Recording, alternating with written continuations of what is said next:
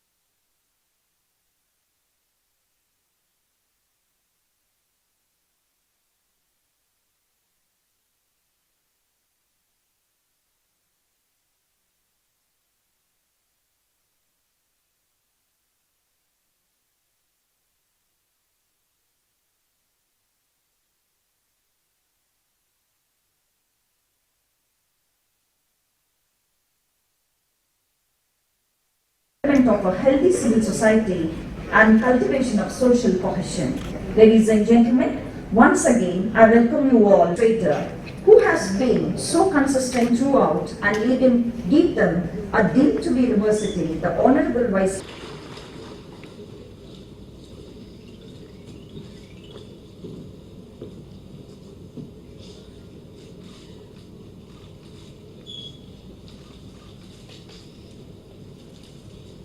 I'm delighted to invite an erudite researcher and a professor of biology at Hunter College, New York City, Dr. Laurel Icard, to grace the dais.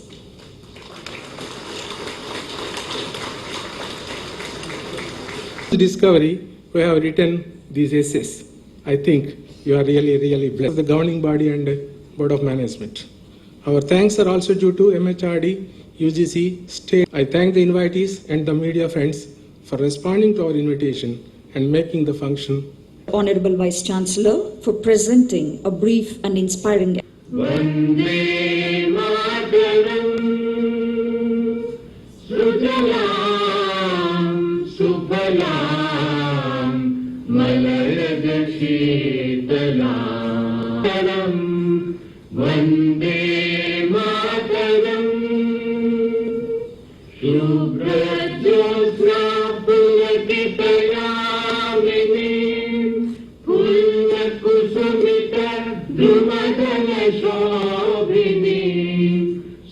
Hasini Madhuram.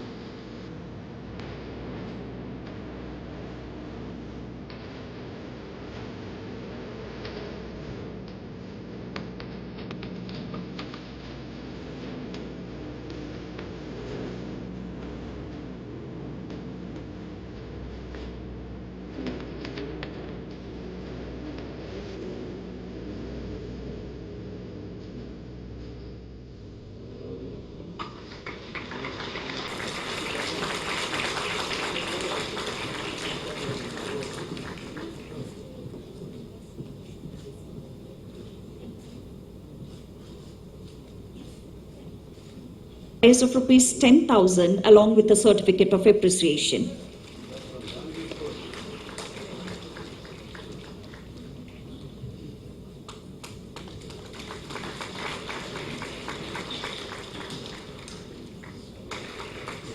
And I request the Honorable President to give her a cash prize of rupees 5,000.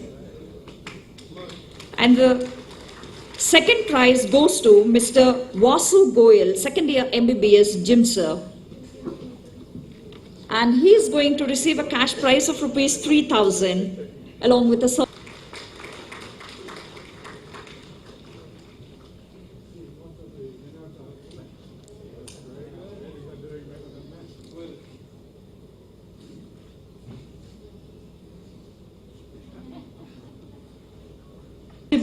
from JNTU Kakinada in 2010. She has over 23 years of teaching and administrative experience, having served in various positions as TechWeb Nodal Officer, Member Academic Council, Member Department Research Committee, and Editorial Board. Presented 32 papers in various seminars and conferences. From Andhra University in 2012. He has over 16 years of various levels in both Visakhapatnam and Hyderabad campuses. He has to his credit 37 research publications in reputed international and national journals and is the reviewer for 7 prestigious international and national journals. He has 13 PhD students working under his guidance. In recognition of his research output, Dr. Trinath Rao was awarded in 1998 and PhD in 2011 from Andhra University. She also has a Master's in Business Administration, specializing in HRM. Dr. Manju Jose has over 15 years of teaching and administrative experience at various reputed institutions across South India, including GITAM Institute of Management, Visakhapatnam, and GITAM School of Technology, Bengaluru. A dedicated teacher and a strict disciplinarian with a warm heart, Dr. Jose is known for GITAM Institute of Technology.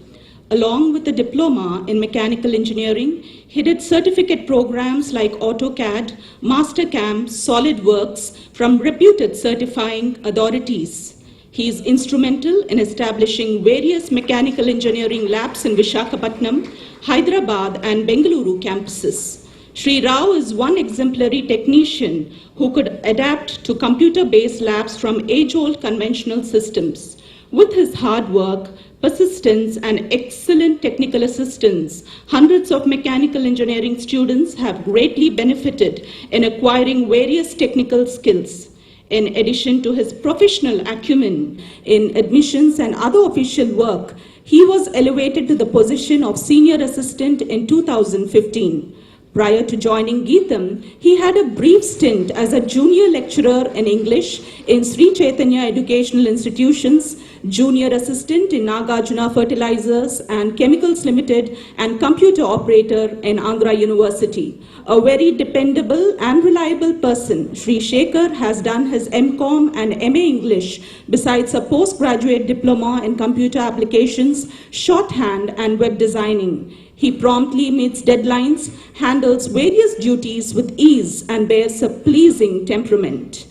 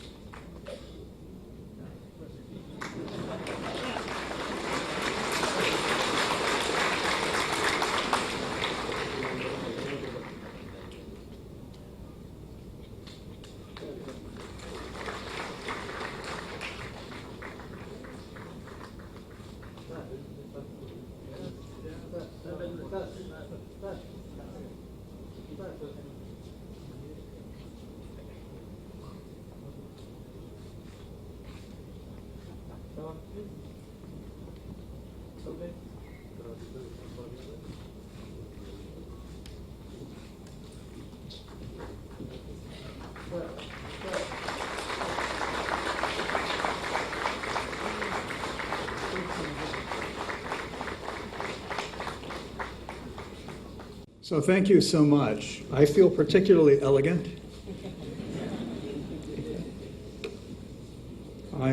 I'm overwhelmed with the generosity that GITAM is showing Laurel and myself. There are so many to thank. Since arriving, we've had a stream of wonderful interactions with faculty and administration here at GITAM, and we're just so grateful. I should tell you that I grew. I think you heard from Professor Chancellor Ramakrishna Rao that early in life. There are so many opportunities. And in fact, I'd go on to say that later in life, there continue to be opportunities. I grew up in Miami, Florida. In fact, flying into the airport here, my wife and I were amazed to see the greenery, the wonderful mountains. At first reminded us of our time in San Francisco. But when we got on the ground and began to drive around, what it really reminded me of was my childhood in Miami, Florida, because most of the vegetation in South Florida is imported, and I realized it was imported from India. We had wonderful banyan trees, ficus trees throughout our neighborhood, and we had such an enormous variety of plants and animals that I think it really is very much responsible for my early interest in biology. I didn't know what to do with that interest as a 8 or 9-year-old kid running around the neighborhood with my bicycle and my dog, but we used to go out on expeditions to collect reptiles and plants from all over the neighborhood. And we moved to Texas when I was in high school. The landscape changed completely. It was a prairie, mostly grass. I lost my all the greenery that I remembered as a child. And it really wasn't until the end of college. I went to the State University. Tuition was $50 a semester, 50 US dollars a semester, so incredibly inexpensive. But the State University was a wonderful place to learn about so many different things. And it wasn't until I was a senior that I had a deep conversation with a professor of genetics. In fact, Laurel and I took the same class together. We didn't know each other at the time. I sat next to her, tried to get her to talk to me, but she wouldn't. She did later, obviously. But I remember after, as the course went on, I was just stirred to think about genetics. I thought it was a fascinating topic. And went around and talked to the professor who later became my graduate advisor, but it was at that point that I decided that I learned that it was possible to go to graduate school, to study, to become a research scientist. So quite late in life, you can make this kind of a discovery that there's something out there that's interesting, that you didn't know about, and from there on, you are driven by a passion and energy that in many cases you didn't know you had. So I think that's, a lesson that I think for me was very important. I try to teach our daughters this, that interest can grow over time, it can come quite late, and can really redirect your life in important ways. So today, as has been mentioned, I want to tell you about research we've been doing on something that's very familiar to all of us, maybe one of the most familiar things in our own biology, and that is our rhythms of wakefulness and sleep, rest and activity. They dominate our biology. We spend half of our time in one of those two states, oscillating back and forth. What's this all about? It's a very ancient mechanism. And to prove how old this must be, all we need to do is to look at plants. This is something that is not unique to humans. It's not unique to animals. It can be found, if you look carefully, it was found in my own backyard.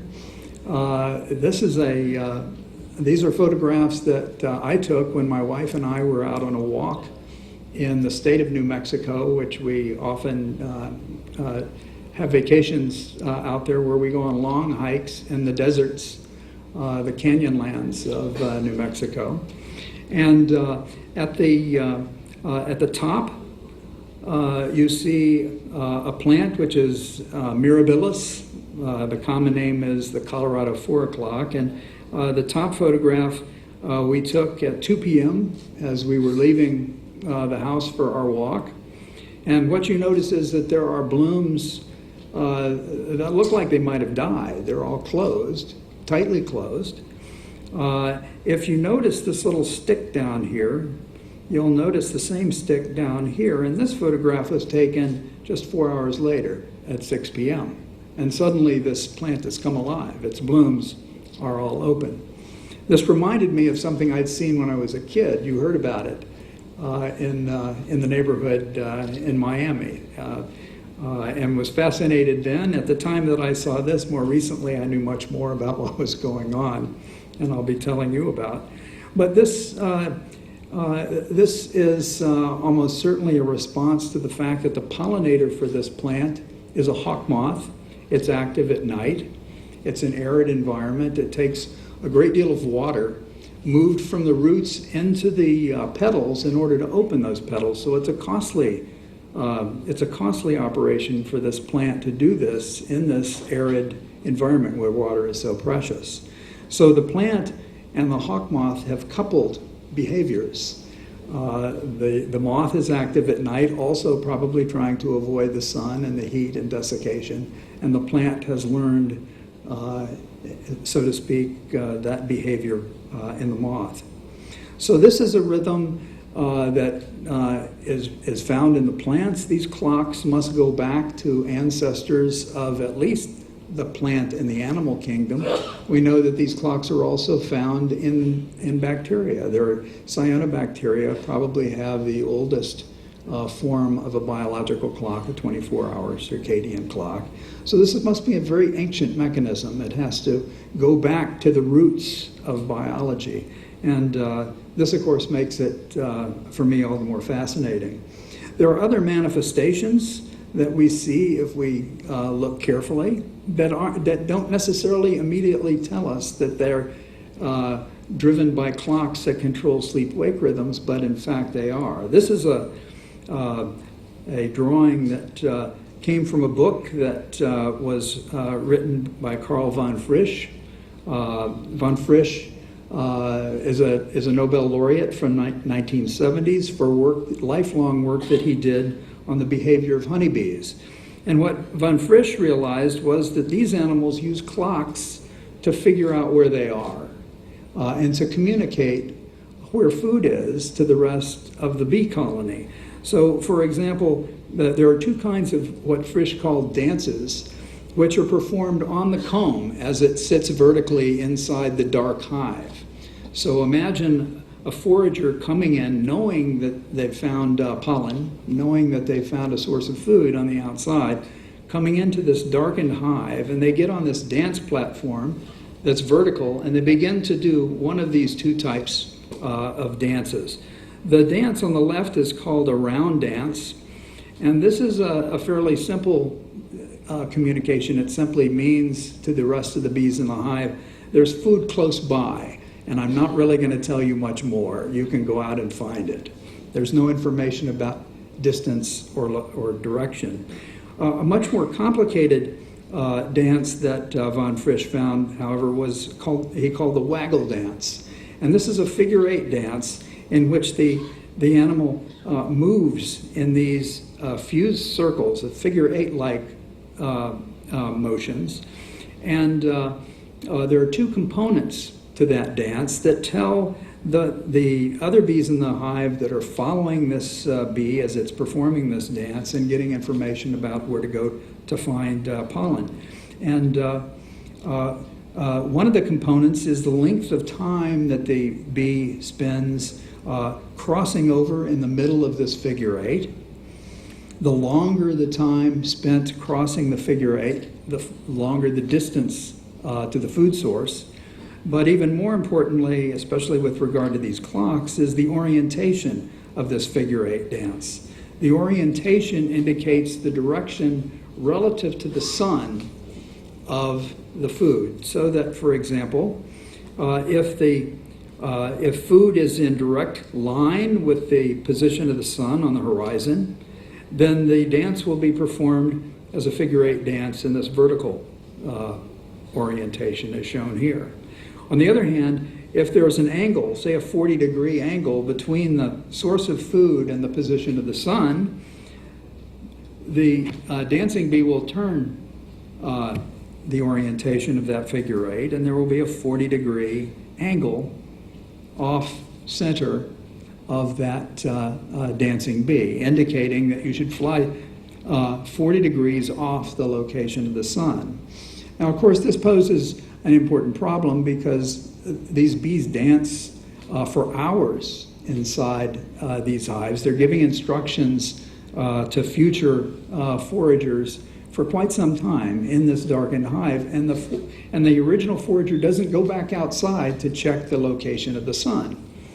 What von Frisch found was that original foraging bee, over time, slowly changes the orientation of its dance to give an accurate reflection of the relative position of the food and the sun, so that it continues to give accurate information, anticipating, knowing, being able to calculate where the sun is going to be as its apparent motion across the sky. The sky is going to be seen by any bees going out to forage later. Now we know the same kind of orientation is performed by migrating butterflies. There are butterflies that migrate hundreds, thousands of miles across the North and South American, Central American continents. And a colleague, Steve Reppert, has located the source of this information. It's held in cells in the antennae of the butterfly and of the bee. And there are 24-hour clocks that are ticking away in the antennae. If you remove the antennae, if you paint the antennae, this ability goes away. So there are clocks all over the animal's body. Some of the clocks are controlling the activity and rest pattern of the animal. Still other clocks, such as these in the antennae, are giving the animal, are making use of the same kind of a clock to help with navigation. So it's an incredibly complex array of clocks. You and I, for example, hold these clocks in essentially every tissue in our body. We have these clocks in our liver, we have them in our lungs, we have them in our skin, in our skeletal muscle, and sometimes they fight with one another, and I'll say more about that a little bit later. Now, this is a more common manifestation that resembles our own wake-sleep activity. This is a record from a rodent that is in a darkened cage for 25 days. There's no temperature cycle, there's no light-dark cycle, there's no cue about time of day, except if it comes from inside the animal. And this animal has a running wheel inside the cage. It's got constant access to food. And each of these lines running across this graph is a line representing 24 hours in successive days. So this is a record that goes from day 1 to day 25, top to bottom. And these darkened areas are recordings of when the animal is getting on the running wheel. And you see, once they get on the running wheel, they stay on the running wheel for about 8 hours, and then they get off. They go to sleep, they become inactive, and then the next day they get on the running wheel again, and so forth. And what's still remarkable to me is this animal for 25 days, you can look at this record, you can predict within 2 or 3 minutes when the animal's going to get on that running wheel and when it's going to get off. It's that precise information that is so mysterious in the behavior of these animals. The other point to make about this record is that the record doesn't move vertically.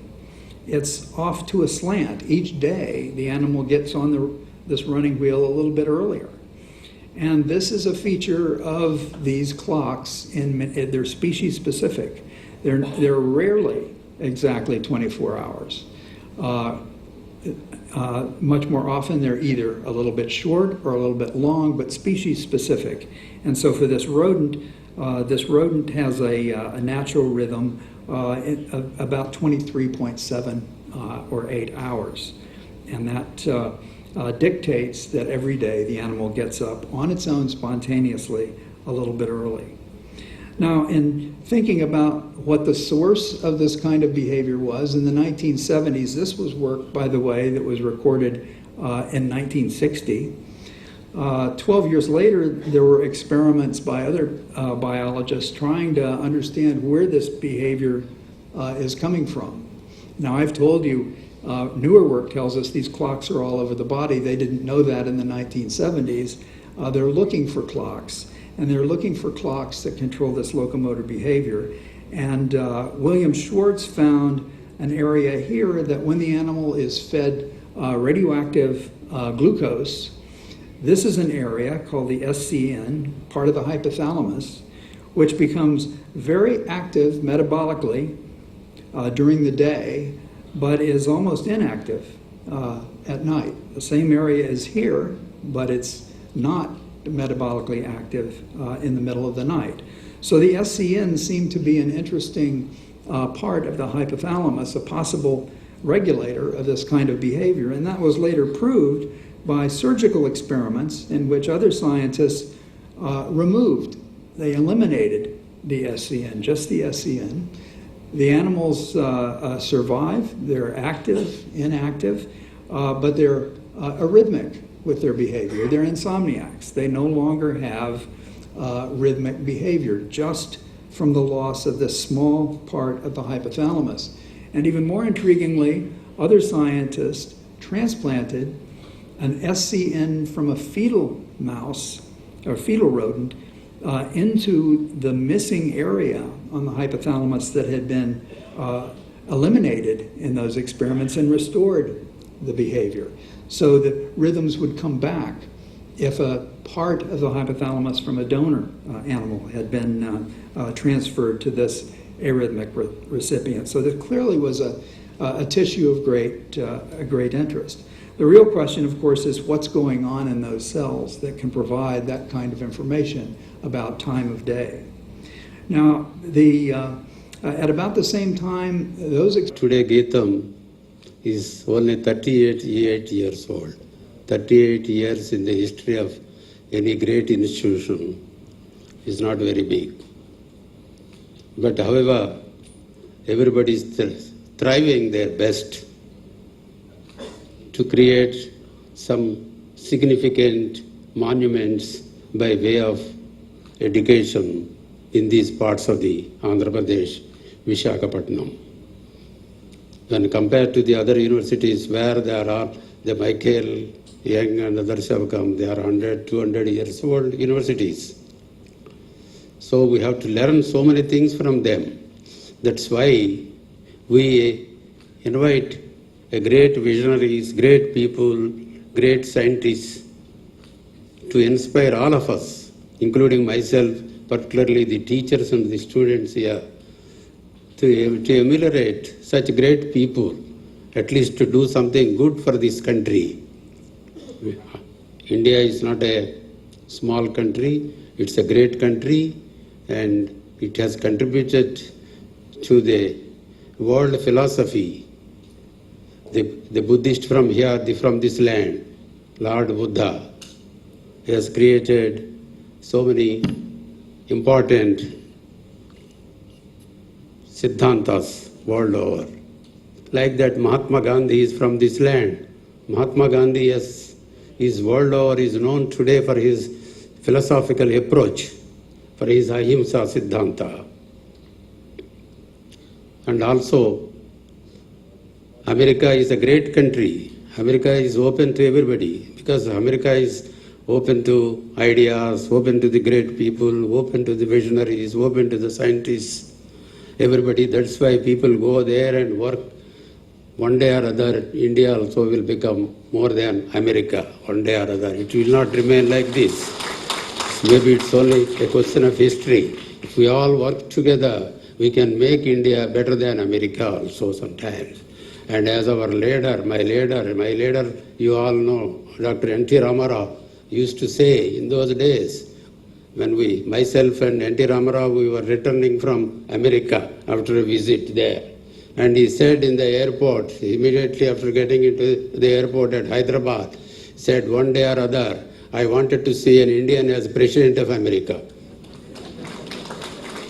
Barack Obama became the President of America. He was not from America, he was from somewhere Africa. And so that land is open, and one day or other, and India also will become in match to one of the developed countries. For that, say mere words are not enough. We all should work together, particularly the youngsters. Youngsters should devote their time for innovation, scientific innovations. And I was very much impressed. Michael's Young's invention, sleep therapy, sleeplessness. Why people will sleep at a particular time, why people will get up at a particular time. It's like a clock. That clock was used to say in these days also, a crow. You know all that it's at the morning, 4 o'clock, it crows. So people used to get up, say, okay, morning is coming up, you all get up at that. So that means the cycle of sleep, greatly is analyzed and invented, and we should hear in his words, not myself. And we are really thrilled by your findings, and the only request is, please come again and again. Thank you very much for the opportunity given to me. My greetings to all of you. At the outset, let me extend a hearty welcome to all of you to the 38th Foundation Day celebrations of GITAM deemed to be University. Now, I wish all the members of the GITAM family a happy Foundation Day. Today, we are pleased to welcome Dr. Michael Warren Young, a scientist of international repute, an accomplished biologist, and a brilliant geneticist. Dr. Young shared the Nobel Prize in Physiology or Medicine in 2017 with Jeffrey Hall and Michael Rosbash for the discovery of molecular mechanisms controlling the circadian rhythm. Dr. Young has shown how interactions among certain genes and their related proteins produce molecular oscillations at the cellular level. These oscillations control a number of biological functions like sleep, activity, feeding mechanisms, and metabolism. Dr. Young's work helped us to understand sleep and depressive disorders, the mechanisms of jet lag, and the challenges of working on night shifts. Presently, Dr. Young is interested in the study of delayed sleep phase disorder DSPD syndrome that is affecting a good number of people in the present day societal environment. Let us wish his work will provide us with better insights to deal with the consequential metabolic and psychiatric disorders of DSPD syndrome. Sir, we are grateful to you for accepting to be the chief guest and deliver the Foundation Day lecture. We extend you and Madam a very cordial welcome to GITAM. Coming to our university, I feel proud to state that GITAM is fortunate to have Dr. A.V.S. Murthy, a visionary as a president who has assiduously built this institution. He has been a constant source of inspiration for all of us in GITAM. It is true that every member of the GITAM family has been striving hard to translate our goals into reality. As a result, our honest efforts have culminated in getting due recognitions from statutory bodies like MHRD and UGC and helped us to build a unique brand image for GITAM.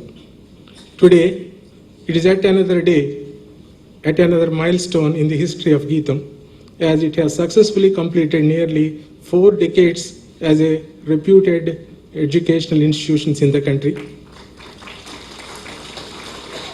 and 11 years as a premier deemed to be university in India. Within a short span of time, GITAM has expanded into a multi-campus, multi-faculty institution consisting of 3 campuses at Visakhapatnam, Hyderabad and Bengaluru, with 17 institutes, 12 disciplines, 52 departments, 10 research centers, 22,000 regular students, 1,200 PhD scholars, 85,000 distance mode students, and more than 1,200 dedicated and committed teachers. The university is proud to place on record that this year it has provided nearly 2,200 graduates through campus placements. This is a record in the state of Andhra Pradesh. The presence of all the faculties on the campus enabled us to pursue interdisciplinary research. As you are aware, nowadays, this approach has become inevitable, as it has become impossible to study any topic in isolation without referring to others. In that way, we have great opportunities here in GITAM University. Coming to some of our achievements, the details are given in the circulated printed version of my address. I would like to mention a few of them here. GITAM is granted Category 1 graded autonomy by University Grants Commission. GITAM is the only multi-campus, multi-faculty, private deemed to be university accredited by NAC with A+ grade. GITAM has secured a respectable ranking in UI Green Metric World University Rankings, NIRF, and Times Higher Education World University Rankings. GITAM has ISO certifications for quality, environmental, and information security management systems. Recently, we have added new schools of science, pharmacy, architecture, and social sciences and humanities to our Hyderabad campus. This year, we have introduced several new programs like MTech Electronics Design Technology in collaboration with CDAC Hyderabad and MSc Nurse Practitioner in Critical Care in Visakhapatnam. GITAM is one of the largest internet service providers of its kind for a university environment in this region. The Center for Advanced Technology Solutions has established a Network Operations Center, GNOC, to monitor all the hardware and software services on 24/7 basis. Recently, GITAM has entered into MOUs with Exa Intelligence Corporation, Tokyo, Nipsing University, Northway, Canada, Neon Polytechnic, Singapore, IKEA School of Management, Spain, Association of Chartered Certified Accountants, Indian Economic Trade Organization, IETO, ICT Academy, to mention some of them. A prestigious Unnat Bharat Abhiyan project sanctioned by MHRD was taken up and the MOU was signed between IIT Delhi and GITAM Institute of Management. We have taken several novel initiatives establishing intellectual property rights cell, research forum, cloud computing facility, And G-Learn, besides strengthening central and research laboratories to support interdisciplinary research. All the achievements are the outcome of our combined and collective efforts. I take this opportunity to congratulate the officers, faculty, and staff for their hard work and dedicated efforts in achieving these milestones.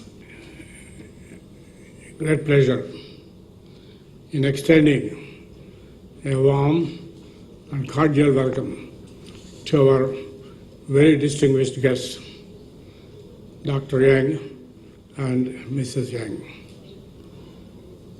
When you read the biodata of the Nobel laureate, Dr. Yang, you don't think that he would look so young. So he is young, not only in the name, young in the looks, and I'm sure in his spirit. So it is a great honor for GITAM University to have him amidst us this evening. He would be a source of inspiration to our students. Now he is from the Rockefeller University. Rockefeller rings a bell in my ears. At the University of Chicago, I, along with my wife, lived opposite the Rockefeller Chapel near the Midway at the University of Chicago. My daughter, who works at the University of Chicago now, was born at the so-called lying-in hospital at the University of Chicago. So I have very fond memories of United States, where I lived nearly half of my life. It may surprise my young friends to know here that all my children, my grandchildren, and I would not fail to mention, I have a great grandson born a few weeks ago. They are all US citizens. I could have become a US citizen for a variety of reasons, but I never did take my citizenship. I went on a visitor's visa. Having gone on a visitor's visa, I had to extend it every 6 months. So the head of our institution said, why don't you get your green card? So in a matter of a couple of months, I had my green card. So I still keep that green card, which gives me access to go to the US and meet my kids, and now great grandkid. Now I mentioned about the Rockefeller. The Rockefeller Foundation, in fact, I was the recipient of a fellowship from the Rockefeller Foundation that enabled me to bring my wife from the US, from India to the US, and they raised my stipend significantly because from Fulbright I became a Rockefeller Fellow.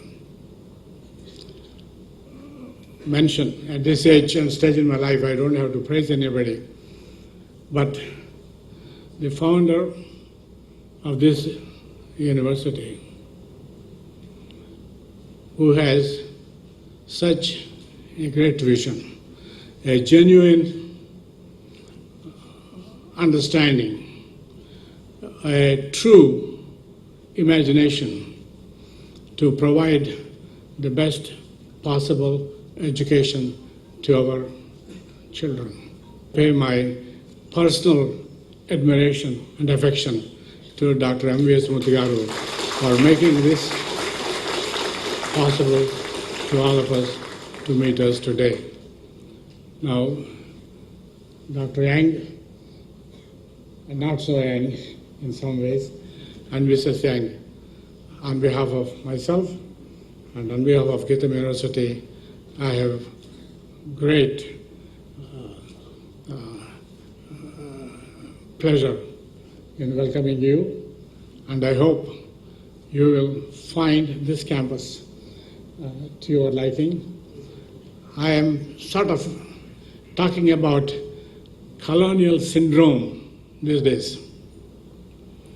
Colonial syndrome, by which I mean the Videshi mindset.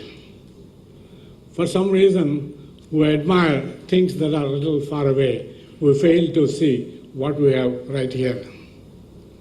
People talk about Singapore. Go to Singapore, do this, do that. In fact, some of our our leaders tell us Singapore, this and that. I tell them, come and see GITAM campus. How is this any less than what you find in Singapore? Here, where you had sand dunes, you have this clean, green, growing, attractive university. In Hyderabad, in the rocky rubbles outside Hyderabad, Dr. Murthy had built a beautiful visionary campus. So is in Bangalore. Each time I go to the convocation, because every year I go once to Bangalore, I see his vision.